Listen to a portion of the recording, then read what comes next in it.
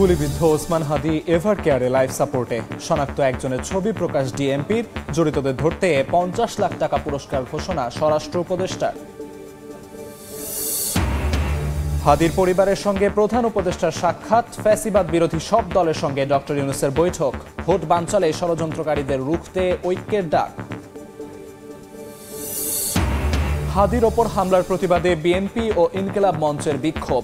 ৪৮ ঘণ্টায় গ্রেফতার না হলে আন্দোলনের হুঁশিয়ারি। শহীদ মিনারে সর্বদলীয় প্রতিরোধ সমাবেশের ডাক। তারেক রহমান লন্ডন থেকে দেশে ফিরছেন ২৫ ডিসেম্বর। অংশ নেবেন জাতীয় নির্বাচনে, জানালেন মির্জা ফখরুল। নিরাপত্তায় সব ধরনের ব্যবস্থা নেবে সরকার।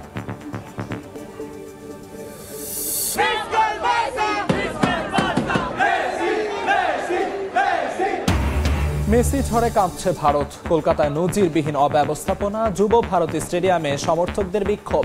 আর্জেন্টাইন কিংবদন্তির সঙ্গে বলিউড কিং শাহরুখের সাক্ষাৎ।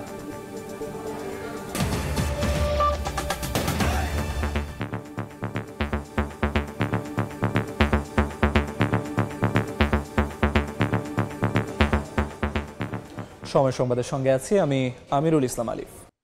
গুলিবিদ্ধ শরীফ ওসমান হাদিকে রাজধানীর এভার কেয়ার হাসপাতালে লাইফ সাপোর্টে রাখা হয়েছে। তার শারীরিক অবস্থা সংকটাপন্ন বলে জানিয়েছেন চিকিৎসক। এদিকে হামলায় অংশ নেয় একজনের ছবি প্রকাশ করেছে ডিএমপি। জড়িতদের ধরতে ৫০ লাখ টাকা পুরস্কার ঘোষণা করেছেন স্বরাষ্ট্র উপদেষ্টা। এদিকে এ ঘটনায় ব্যর্থতার দায় নিয়ে স্বরাষ্ট্র উপদেষ্টার পদত্যাগ দাবি করেছেন গণ অধিকার পরিষদ। একজন শরীফ ওসমান হাদি ঢাকা ৮ আসনে প্রথম থেকেই স্বতন্ত্র প্রার্থী হিসেবে ছুটে বেরিয়েছেন অলিগলি। তবে গুলিবিদ্ধ হয়ে হাদি এখন মুমূর্ষু অবস্থায় হাসপাতালের বিছানায়। শুক্রবার রাতেই ঢাকা মেডিকেল থেকে উন্নত চিকিৎসার জন্য নেওয়া হয় এভার কেয়ার হাসপাতালে। এখানেই লাইফ সাপোর্টে রাখা হয়েছে তাকে। শনিবার সকালে তাকে দেখতে হাসপাতালে আসেন গণ অধিকার পরিষদের সাধারণ সম্পাদক রাশেদ খান। নির্বাচন বানচালে ৫০ প্রার্থীকে পতিত আওয়ামী লীগ টার্গেট করেছে বলে দাবি করেন তিনি। ব্যর্থতার দায়ে পদত্যাগের দাবি জানান স্বরাষ্ট্র উপদেষ্টার। আমার ভাই ওসমান হাদি আজকে যদি আমাদের মাঝে ফিরে না আসে, তার জবাবদিহিতা কিন্তু এই সরকারকে করতে হবে। এই ঘটনার দায় নিয়ে এই স্বরাষ্ট্র উপদেষ্টাকে ২৪ ঘন্টার মধ্যে পদত্যাগ করতে হবে। এই রকমের ব্যক্তি দিয়ে স্বরাষ্ট্র মন্ত্রণালয় চলে না। গণ অভ্যুত্থান পরবর্তী সময়ে আমরা আইন শৃঙ্খলা বাহিনীর প্রতি যে ভূমিকাটা আমরা প্রত্যাশা করেছিলাম স্বরাষ্ট্র মন্ত্রণালয়ে, সেইটা আমরা দেখি নাই। এবং এই উপদেষ্টা দায়িত্বে থাকলে নির্বাচন পর্যন্ত আমরা যাইতে পারি কিনা সেটা নিয়ে আমাদের সন্দেহ আছে। এদিকে ওসমান হাদিকে গুলির ঘটনায় সন্দেহভাজন একজনকে শনাক্ত করেছে ঢাকা মেট্রোপলিটন পুলিশ। সন্দেহভাজন ব্যক্তির ছবি প্রকাশ করে তার বিষয়ে তথ্য চেয়ে বিজ্ঞপ্তি দিয়েছে ডিএমপি। আমরা প্রাইম টার্গেটকে খুঁজতেছি এবং আপনারা বাই দিস টাইম নামও জেনে গেছেন। এখনো ২৪ ঘন্টা পার হয় নাই। হোপফুলি আমরা এটা হিট করতে পারবো ইনশাআল্লাহ। এদিকে সচিবালয়ে এ বিষয়ে কথা বলেন স্বরাষ্ট্র উপদেষ্টা জাহাঙ্গীর আলম। ওসমান হাদি গুলিবিদ্ধর সাথে যারা জড়িত তাকে যদি কেউ ধরে দিতে পারে, তার জন্য সরকার ৫০ লক্ষ টাকা পুরস্কার ঘোষণা করেছে। ওসমান হাদির উপর আক্রমণের ঘটনা আসন্ন জাতীয় সংসদ নির্বাচনকে বাধাগ্রস্ত করার অপপ্রয়াস বলে আমরা মনে করি। ওসমান হাদির সুস্থতা কামনায় দেশবাসীর কাছে দোয়া চেয়েছে তার পরিবারের সদস্যরা। তোহা খান তামিম, সময় সংবাদ, ঢাকা।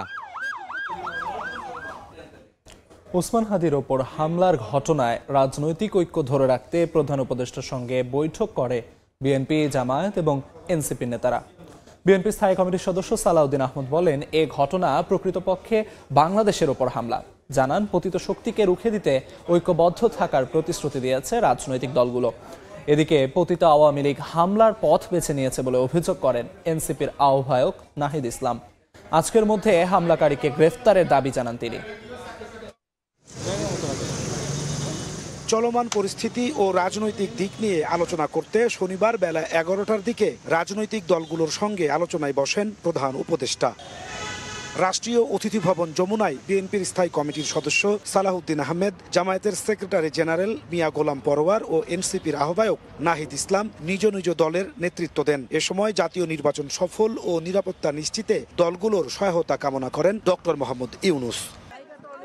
পরে সালাউদ্দিন আহমেদ সাংবাদিকদের বলেন, যারা নির্বাচন বানচাল করতে চায় তারাই হামলা চালিয়েছে শরীফ ওসমান হাদির ওপর। এদের প্রতিহত করতে আহ্বান জানান ফ্যাসিবাদ বিরোধী সব পক্ষের ঐক্যবদ্ধ হওয়ার। ফ্যাসিবাদ বিরোধী ঐক্যকে আমরা সবাই মিলে যেন আঁকড়ে ধরি, তাতে করে জাতীয়ভাবে এই সন্ত্রাসকে আমরা মোকাবিলা করতে পারবো। স্বরাষ্ট্র মন্ত্রণালয়, আইনশৃঙ্খলা বাহিনী, যৌথ বাহিনী এবং সরকার, জনগণ, রাজনৈতিক দলসমূহ মিলে ঐক্যবদ্ধভাবে যদি আমরা এগুলোকে মোকাবিলা করি, ইনশাআল্লাহ এই ধরনের ঘটনা আমরা বন্ধ করতে পারবো। কমপক্ষে আমরা এই প্রিকশনারি মেজার্স হিসেবে আগের থেকে আমরা সজাগ হতে পারবো, তাহলে পরেই হবে। তবে এই জাতীয় ঘটনা দুই একটা বিচ্ছিন্ন ঘটনার মধ্য দিয়ে যদি পতিত ফ্যাসিবাদ মনে করে বাংলাদেশের নির্বাচন রুখতে পারবে, সেটা ভুল ধারণা। পতিত আওয়ামী লীগ হামলার পথ বেছে নিয়েছে বলে অভিযোগ করেন এনসিপির আহ্বায়ক নাহিদ ইসলাম। ঐক্যবদ্ধভাবে প্রতিরোধ করতে না পারলে এমন আরো ঘটার শঙ্কা তার। আওয়ামী লীগ যেই ষড়যন্ত্র ছক আঁকছে নির্বাচনকে ঘিরে, সেটার একটা শুরু বলা যেতে পারে। নির্বাচন কমিশনের উপর সেই আস্থাটা থাকতে হবে যাতে তারা সবাইকে নিরাপত্তা দিতে পারে, এবং অবশ্যই ওসমান হাদির যারা হত্যা চেষ্টায় জড়িত, আমরা তাদেরকে তো অবিলম্বে আজকের মধ্যে আমরা গ্রেফতার চেয়েছি। পতিত শক্তিরা চাচ্ছেই যে নির্বাচন যাতে পিছিয়ে যায়, নির্বাচন আমরা করতে না পারি, বাংলাদেশ রাষ্ট্রকে এমনভাবে দেখাতে যে তারা নির্বাচন করার জন্য সক্ষম নয়, কিন্তু আমরা তো সেটা হতে দেব না। 2-1 দিনের মধ্যেই ইনকিলাব মঞ্চের আয়োজনে জাতীয় সন্ত্রাস বিরোধী প্রতিরোধ মঞ্চ গঠিত হবে। সেখানে সকল রাজনৈতিক দল অংশ নেবে বলেও জানান নেতারা। তাদের সংগঠনকে নাজমুস সালেহী, সময় সংবাদ, ঢাকা। হাদির ওপর হামলাকারীদের 48 ঘন্টার মধ্যে গ্রেফতার না করলে 15 ডিসেম্বর সরকারের বিরুদ্ধে বৃহত্তর আন্দোলনের হুঁশিয়ারি দিয়েছে ইনকিলাব মঞ্চ। একই সঙ্গে কেন্দ্রীয় শহীদ মিনারে সর্বদলীয় প্রতিরোধ সমাবেশের ডাক দেওয়া হয়। এদিকে এই হামলাকে নির্বাচন বানচালের অপচেষ্টার অংশ বলছেন নেতারা। ওসমান হাদির উপর হামলার প্রতিবাদে শনিবার দুপুরে শাহবাগে সমাবেশ করে ইনকিলাব মঞ্চ। অংশ নেন সংগঠনটির নেতাকর্মী সহ বিভিন্ন সামাজিক ও রাজনৈতিক দলের নেতারা। হাদির এমন পরিণতি রাজনৈতিক সামগ্রিক ব্যর্থতা বলে মনে করেন এনসিপি নেতা হাসনাত আব্দুল্লাহ। এছাড়া জুলাই আন্দোলন থেকে শুরু করে রাজনৈতিক মাঠে ওসমান হাদির কৃতিত্ব তুলে ধরেন বক্তারা। ওসমান হাদির জন্য যে আমাদের অশ্রু ঝরে, এটা অশ্রু না, এটা হচ্ছে ক্রোধ। এই ক্রোধ আগুন হয়ে আওয়ামী লীগ এবং দিল্লির মস্তক চারখার করে জ্বালায়া দিব। আপনারা গত 1 বছর ধরে আওয়ামী লীগ পালিয়ে যাওয়ার পরেও আপনারা যে কাজটা করতে পারেন নাই, আপনারা কালচারাল ফ্যাসিজমকে অ্যাড্রেস করতে পারেন নাই। বাংলাদেশে একটা মানুষ, শুধুমাত্র একটা মানুষ পেরেছিল, এবং আজকে সেটার প্রতিদান তাকে এইভাবে দিতে হচ্ছে। এই রাজাকারদেরকে ধরে ধরে ব্রাশমার দেওয়া লাগবে, যে কিনা খুনি হাসিনাকে নির্বাচন ছাড়া আরো 5 বছর দেখতে চেয়েছে। এই কুলাঙ্গাকে ধরতে চেয়েছি, আমরা ধরে আইন হাতে তুলতে চেয়েছি। আপনারা দেখেছেন এই ঘটনার পরেও সুশীল সমাজ নেগেটিভ বানিয়ে যাচ্ছে। রাজনৈতিক সুশীলরা শত্রুকে বন্ধু হিসেবে পরিচয় করেছে বলে মন্তব্য করে এবি পার্টির সাধারণ সম্পাদক ব্যারিস্টার ফুয়াদ বলেন, আবারও দেশকে দিল্লির কাছে বেচে দেওয়ার নাটক চলছে। এ সময় ইনকিলাব মঞ্চের পৃষ্ঠপোষক ও আমার দেশ পত্রিকার সম্পাদক মাহমুদ রহমান আগামী 15 ডিসেম্বর শহীদ মিনারে সর্বদলীয় প্রতিরোধ সমাবেশের ডাক দেন। পরে একটি প্রতিবাদ মিছিল বের হয়। মিছিলটি শাহবাগ থেকে শুরু হয়ে টিএসসি ঘুরে আবারও শাহবাগে গিয়ে শেষ হয়। স্বপন আহমেদ, সময় সংবাদ, ঢাকা। হাদির ওপর হামলা বিচ্ছিন্ন ঘটনা নয়, বরং বৃহৎ চক্রান্তের অংশ বলে মন্তব্য করেছেন বিএনপি স্থায়ী কমিটির সদস্য মির্জা আব্বাস। দুপুরে ঢাকা 8-এর সম্ভাব্য প্রার্থী ওসমান হাদি এবং চট্টগ্রাম 8-এর এরশাদ উল্লাহের ওপর হামলার প্রতিবাদে নয়াপল্টনে ঢাকা মহানগর দক্ষিণ বিএনপির বিক্ষোভ সমাবেশে এ কথা বলেন তিনি। ৭১-এর চেয়েও এখন কঠিন সময় চলছে উল্লেখ করে ঘোলা পানিতে মাছ শিকারীদের বিরুদ্ধে ঐক্যবদ্ধ হওয়ার আহ্বান জানান মির্জা আব্বাস। এ সময় দলটির সিনিয়র যুগ্ম মহাসচিব রুহুল কবির রিজভী বলেন, যারা মব কালচার তৈরি করেছে এই ভয়ঙ্কর ষড়যন্ত্রের নায়ক তারা। সমাবেশ শেষে মিছিল বের করেন বিএনপি নেতাকর্মীরা। মহা মাস্টার প্ল্যান, এই মহা পরিকল্পনা তারা করে চট করে অভিযোগটা যাতে চাপানো যায় বিএনপি নেতার বিরুদ্ধে, এইভাবে একটা চমৎকার ষড়যন্ত্র তারা করেছে। সময় সংবাদে আরো থাকছে। 9.5 ঘন্টা পরও নেভেনি কেরানীগঞ্জে বহুতল ভবনে ঝুটগুদামের আগুন। কাজ করছে 20টি ইউনিট। দুর্বৃত্তের আগুনে পুরল লক্ষ্মীপুর নির্বাচন অফিস। দেশে ফিরছেন বিএনপির ভারপ্রাপ্ত চেয়ারম্যান তারেক রহমান। 25 ডিসেম্বর ঢাকায় আসছেন তিনি। দলটির মহাসচিব মির্জা ফখরুল ইসলাম আলমগীর জানিয়েছেন, তারেক রহমানের দেশে ফেরার মাধ্যমে গণতন্ত্রে উত্তরণের পথে যেসব বাধা আছে তা কেটে যাবে। তিনি অংশ নেবেন আগামী নির্বাচনে। আহমেদ সালেহিনের রিপোর্ট। নানা গুঞ্জন শঙ্কা কাটিয়ে এবার দেশে ফিরছেন দীর্ঘদিন নির্বাসনে থাকা বিএনপির ভারপ্রাপ্ত চেয়ারম্যান তারেক রহমান। নির্বাচনের তফসিলের পর তিনি যুক্তরাজ্য থেকে দেশে ফিরবেন এমন ঘোষণার বাস্তবায়ন হতে যাচ্ছে তার দেশে ফেরার তারিখ নির্ধারণের মধ্য দিয়ে। শুক্রবার রাতে গুলশানে বিএনপি চেয়ারপারসনের কার্যালয়ে স্থায়ী কমিটির জরুরি বৈঠক শেষে সংবাদ সম্মেলনে বিএনপি মহাসচিব মির্জা ফখরুল তারেক রহমানের দেশে ফেরার তারিখ ঘোষণা করেন। জানান, আগামী 25 ডিসেম্বর দেশের মাটিতে পা রাখতে যাচ্ছেন দলটির ভারপ্রাপ্ত চেয়ারম্যান। আমাদের দলের ভারপ্রাপ্ত চেয়ারম্যান কোটি কোটি মানুষের সবচেয়ে প্রিয় মানুষ, যিনি দীর্ঘ প্রায় 18 বছর ধরে নির্বাসিত অবস্থায় রয়েছেন বিদেশে, এবং আমাদের যে গণতন্ত্রের উত্তরণের যে ছাত্র গণ অভ্যুত্থানের নেতৃত্ব দিয়ে আমাদেরকে সাফল্যের দ্বার প্রান্তে পৌঁছে দিয়েছেন। আমাদের সেই সংগ্রামী নেতা, এই দেশের গণমানুষের অত্যন্ত প্রিয় মানুষ জনাব তারেক রহমান, আমাদের দলের ভারপ্রাপ্ত চেয়ারম্যান, তিনি আগামী 25 ডিসেম্বর, আমি আবার রিপিট করছি যে আগামী 25 ডিসেম্বর তিনি ঢাকার মাটিতে আমাদের মাঝে এসে পৌঁছবেন। গণতন্ত্র উত্তরণের পথে যেসব বাধা তৈরি হয়েছে তারেক রহমানের দেশে ফেরার মাধ্যমে তা কেটে যাবে বলেও জানান মির্জা ফখরুল। বিএনপির ভারপ্রাপ্ত চেয়ারম্যানের দেশে ফেরার বিষয়টি যেন সুন্দরভাবে সম্পন্ন হয় সে প্রত্যাশা করেন দলটির মহাসচিব। আমাদের দলের পক্ষ থেকে, সকলের পক্ষ থেকে আমরা তার এই আগমনকে শুধু স্বাগত নয়, আমরা আনন্দের সঙ্গে আমরা সমগ্র জাতিকে জানাতে চাইছি। এবং আজকে গণতন্ত্র উত্তরণের পথে যে সমস্ত বাধাগুলো সৃষ্টি হয়েছিল, আমরা মনে করি যে আমাদের ভারপ্রাপ্ত চেয়ারম্যান তারেক রহমান সাহেব দেশে এসে পৌঁছলে সেই সমস্ত বাধা দূর হয়ে যাবে। এই বিষয়টা আপনারা যথাযথ মূল্য দিয়ে আপনারা জাতির সামনে তুলে ধরবেন এবং একই সঙ্গে আমাদের ভারপ্রাপ্ত চেয়ারম্যানের আগমন যেন অত্যন্ত সুন্দর সুষ্ঠুভাবে হতে পারে সেই বিষয়ে আপনারা আমাদেরকে সহযোগিতা করবেন। 2008 সালের 11 সেপ্টেম্বর চিকিৎসার জন্য দেশ ছেড়ে যুক্তরাজ্যে যান বিএনপির ভারপ্রাপ্ত চেয়ারম্যান তারেক রহমান। আওয়ামী লীগ সরকার ক্ষমতায় এলে আর দেশে ফিরতে পারেননি তিনি। 17 বছর লন্ডনে নির্বাসনে থাকতে হয় বিএনপির এই শীর্ষ নেতাকে। আহমেদ সালেহিন, সময় সংবাদ, ঢাকা। বিএনপির ভারপ্রাপ্ত চেয়ারম্যান তারেক রহমানের নিরাপত্তার জন্য সরকার সব ব্যবস্থা নেবে বলে জানিয়েছেন স্বরাষ্ট্র উপদেষ্টা। শনিবার সচিবালয়ে কথা বলেন তিনি। তারেক রহমানের নিরাপত্তা নিয়ে কোনো শঙ্কা নেই বলেও জানান উপদেষ্টা।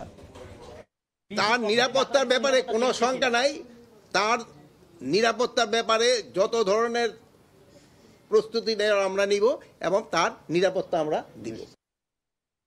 লক্ষ্মীপুরে জেলা নির্বাচন অফিসে পেট্রোল ঢেলে আগুন দিয়েছে দুর্বৃত্তরা। পুলিশ জানায়, শুক্রবার রাতে নির্বাচন অফিসের নিচতলায় জানালার কাঁচ ভেঙে পেট্রোল ঢেলে আগুন ধরিয়ে দেয় দুর্বৃত্তরা। এ সময় অফিসের দারোয়ান বিষয়টি টের পেয়ে চিৎকার দিলে পালিয়ে যায় তারা। পরে নির্বাচন অফিসের কর্মচারীরা ফায়ার সার্ভিসকে খবর দিয়ে নিজেরাই পানি ঢেলে আগুন নিভিয়ে ফেলে। জেলা নির্বাচন অফিসার মোহাম্মদ আব্দুর রশিদ জানিয়েছেন, আগুনে অফিসের কিছু গুরুত্বপূর্ণ কাগজপত্র পুড়ে গেছে। সময় সংবাদে আরও থাকছে, ব্রিটেনের নাগরিকত্ব হারানোর ঝুঁকিতে 90 লাখ মুসলিম, বেশিরভাগই বাংলাদেশ, পাকিস্তান, ভারতীয় বংশোদ্ভূত। মানবাধিকার ও আন্তর্জাতিক আইনজীবী সংগঠনের প্রতিবেদন। প্রায় 9.5 ঘন্টার চেষ্টায়ও নিয়ন্ত্রণে আসেনি ঢাকার কেরানীগঞ্জের বহুতল ভবনের আগুন। ঘটনাস্থল থেকে যুক্ত হচ্ছেন সহকর্মী নাইম হাসান, সরাসরি যাচ্ছি তার কাছে।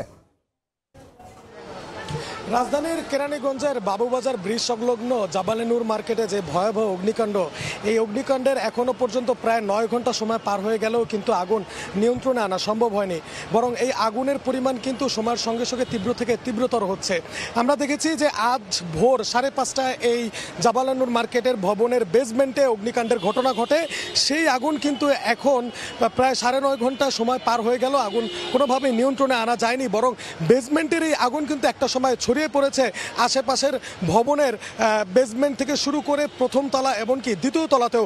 আমরা যদি একটু দেখাতে চাই যে এই যে জাবালেনুর মার্কেটের আশেপাশের যেই 7টি ভবন, এই 7টি ভবনের মাত্র একটি বেসমেন্ট ব্যবহার করা হয়। এই একটি বেসমেন্ট ব্যবহার করার কারণ হচ্ছে এই 7টি ভবনের একজন মালিক, তিনি একটি বেসমেন্ট ব্যবহার করেন, যেই বেসমেন্টে প্রায় 70 থেকে 80টি গোডাউন রয়েছে। সেই গোডাউনে জুটের মাল ছিল, মূলত সেখান থেকে এই আগুনের সূত্রপাত আজকে। কিন্তু এখনো পর্যন্ত সেই আগুন কোনোভাবেই ফায়ার সার্ভিসের 20টি ইউনিট নিয়ন্ত্রণে আনতে পারেনি। ফায়ার সার্ভিসের সঙ্গে এই আগুন নিয়ন্ত্রণে আনার জন্য যোগ দিয়েছে সেনাবাহিনী, বিজিবি থেকে শুরু করে আইন শৃঙ্খলা বাহিনীরা।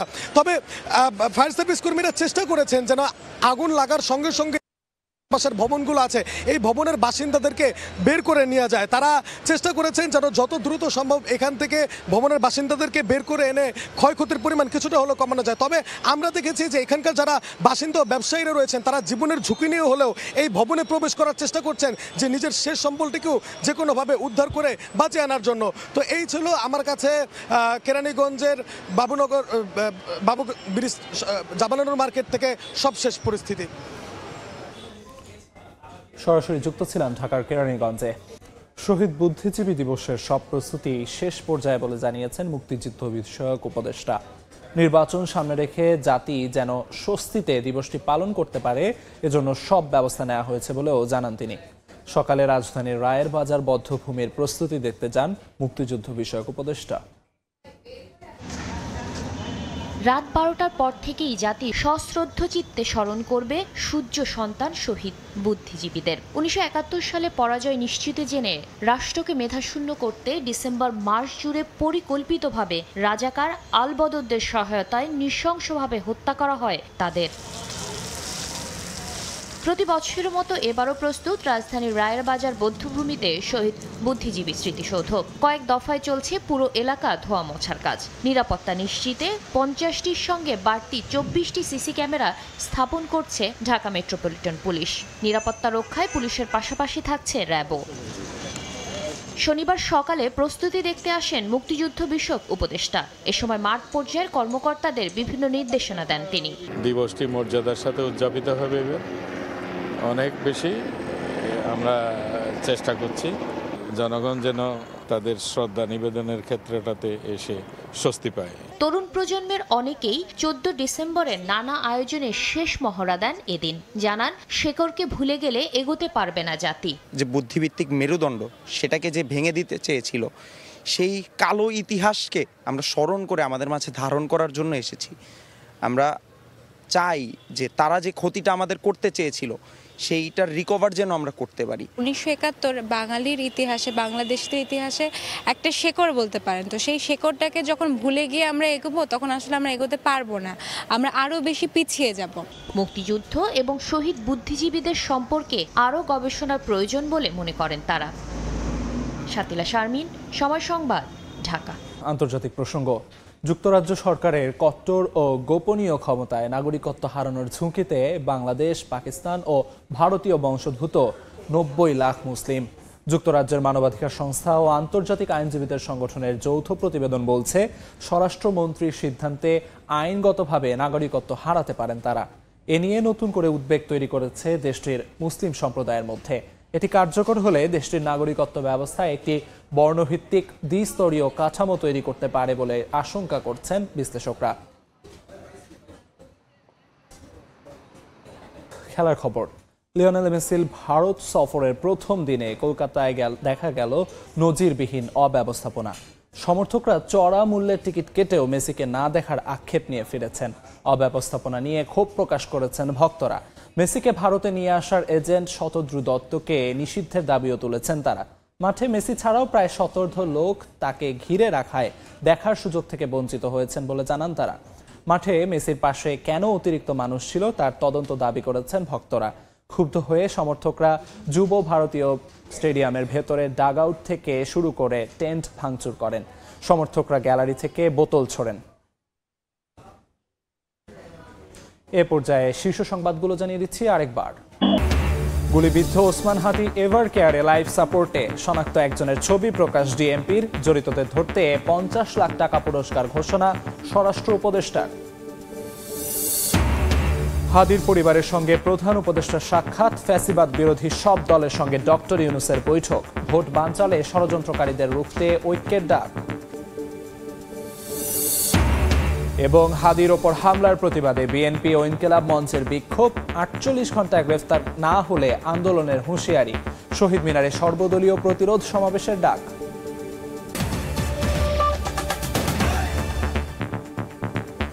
এই ছিল বিকেল 3টার সময় সংবাদে। এরপর আন্তর্জাতিক সময়ের সঙ্গে থাকবেন আলিশা ইসলাম। ধন্যবাদ আলিফ। আন্তর্জাতিক সময় নিয়ে আসছি কিছুক্ষণ পর, সঙ্গে থাকুন সময়।